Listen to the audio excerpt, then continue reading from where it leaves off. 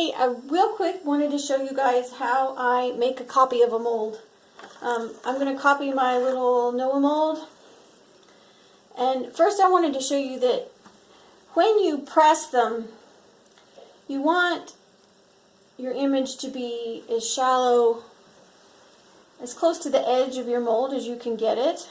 Like at first, when I copied my Noah plaque, I just copied the whole plaque, which is this one, and you can see here that it's really deep in there, and it's harder to press the dough in that, or press it on the dough.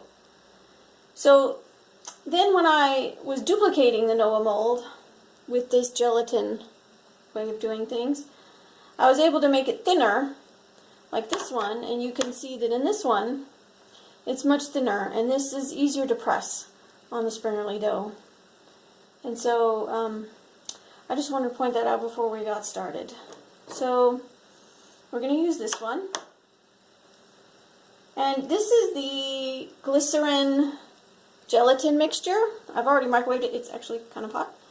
And I really love it, and it's really great. So we're going to pour it here. Ouch. Hot.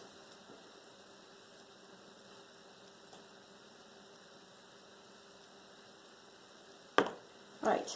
Now, once I've poured it in there, what I like to do is I come in with a flashlight and I look for bubbles. And then I lift them up with the toothpick. You can't really pop them, but you want them to be not touching your image. If they're floating in the liquid, then that's fine.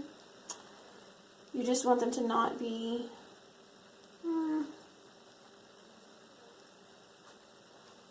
touching the image.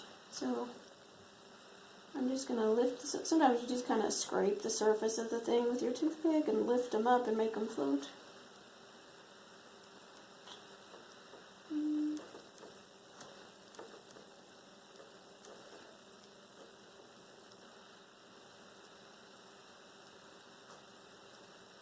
It kind of just depends on how particular you want to be.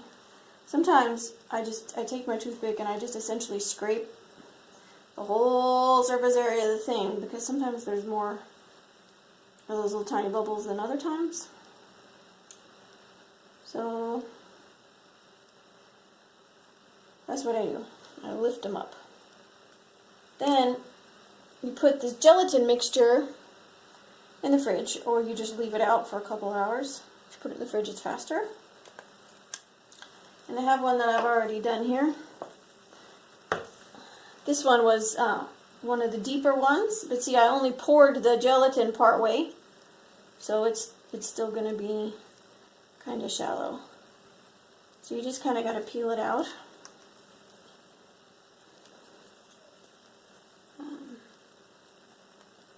Try not to mess up the mold.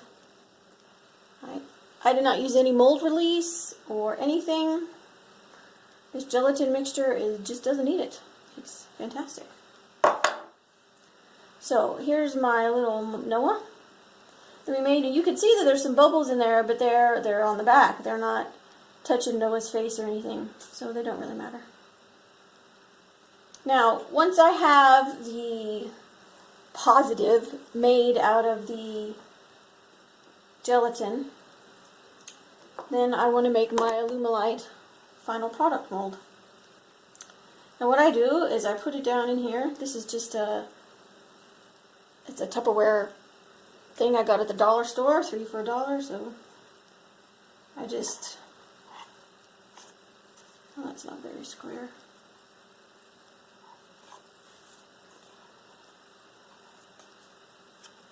Lay my little Noah down in there. I don't bother with mold release again. I kind of push him down, get him to kind of stick to the bottom, because this gelatin stuff is kind of tacky. It's jello, sort of.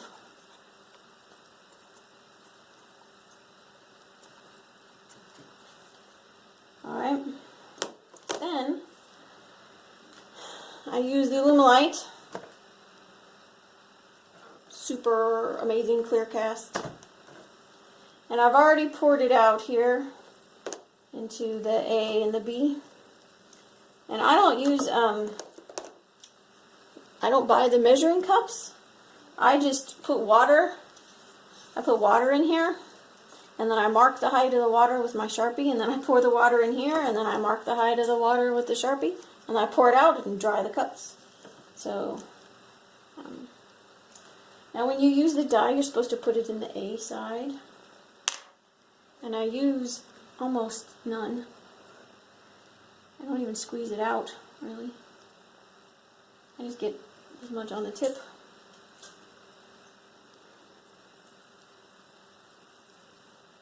If you use a lot, I think it makes your, if you use a lot, it makes your mold opaque. So you only want to use really little, because what we're going for is transparent mold. So then we mix the two together. As long as they're not mixed, you haven't started in on your pot time. And the B is thinner, so I usually pour the B into the A.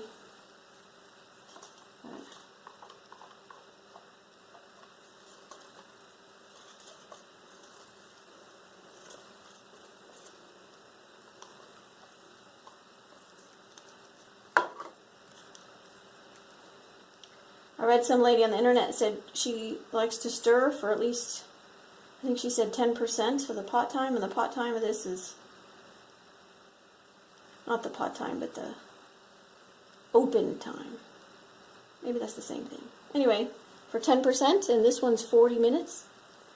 So I usually look at the clock, and I kind of try to stir for 4 minutes. But once I get it kind of sort of mixed,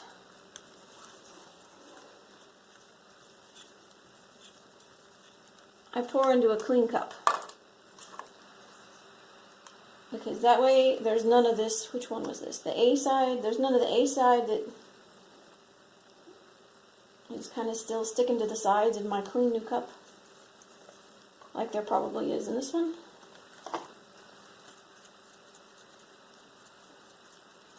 And so I know that when I pour it out, every bit that I pour out is evenly mixed and not just a little bit of the A or the B or whatever.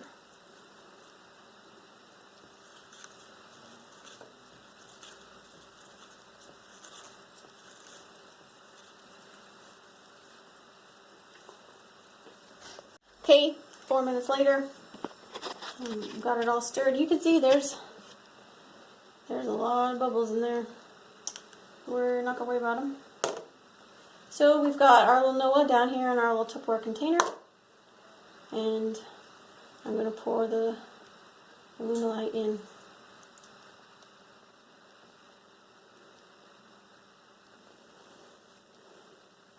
With this gelatin mixture, I don't even bother putting double stick tape on the bottom.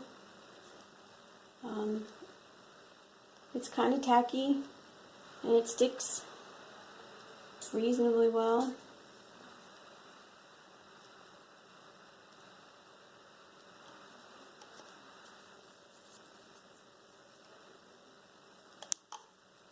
Okay, now I do the same thing I did before.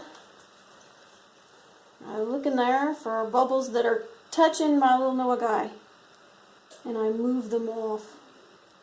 All the bubbles that are floating, I just don't worry about them.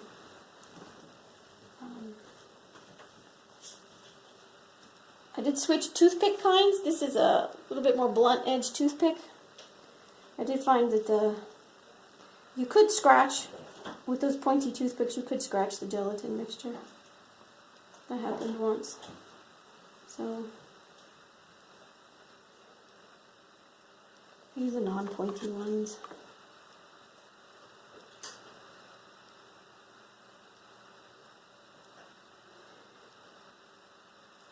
But in this simpler mold, like this Noah, he's not real complicated, so, and it's small anyway. There's not a lot of bubbles to have to move off. Now the Alumilite, of all the different things I use, of the gelatin and of the platinum cured silicone.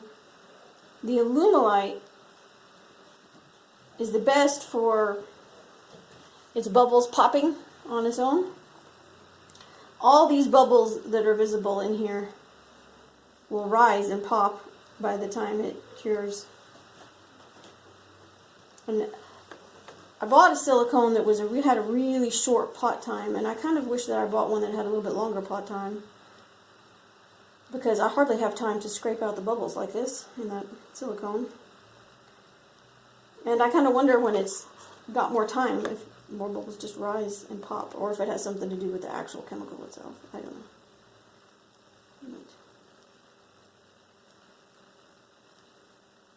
But when I use the silicone, it's not the final product anyway, so I don't really care how ugly it is.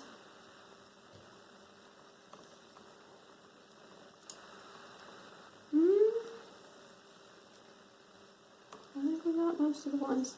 So, now, you can see, this one's going to be kind of fat. I used a little bit too much Alumilite, but I'm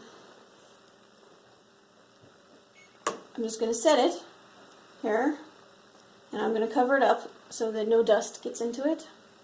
And then after about 12 hours, I think 12 hours is good for demolding. It's not cured totally, but it's a little bit bendy, and so that you can get it out a little bit easier. And then I'm just real careful not to touch it for the next 12 hours. You can already see the little bubbles pop, pop, pop. Alright, so tomorrow we'll see how it turned out. So here I am again. Our Alumilite has cured. It's actually been about a day. It's been 24 hours, even though I normally demold after 12. We'll go ahead and take it out.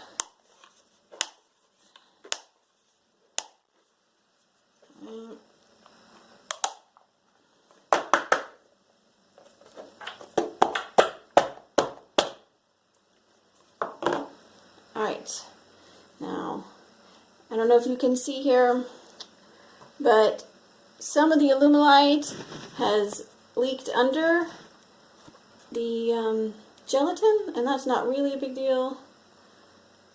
We just are going to scoot it out of the way, and then I'll come back with an X-Acto knife and trim it off in a rectangle around. Sometimes it's worse than others, but it's not really that hard to deal with. But if you peel it away all the way around here,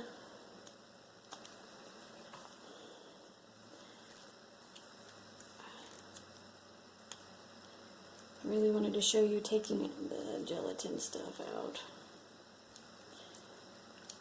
So that one's going to rip all the way right next to it. Okay.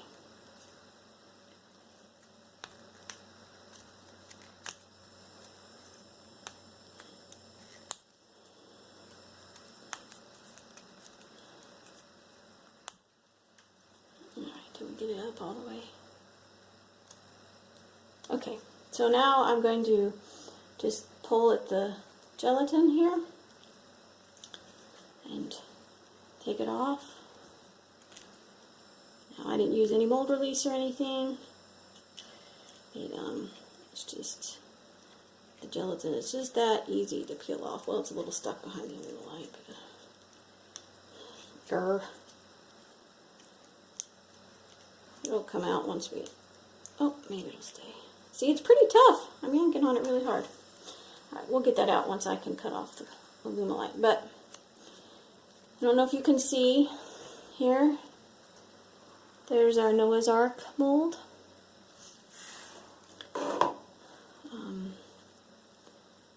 And though there are some bubbles, little micro bubbles in the Alumilite, there aren't any touching the surface of Noah's face or whatever here. Now when I make these, I usually follow up and I sand the edge here. I don't have to sand the bottom edge. because the bottom of my little Tupperware was curved, so there's not sharp edges here, but the top bit is kind of sharp.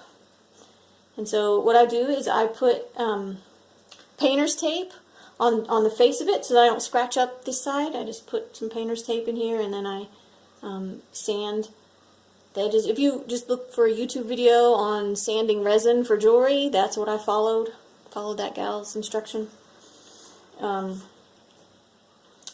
then it's done. So let me know if you have any questions, and I'll be glad to answer them.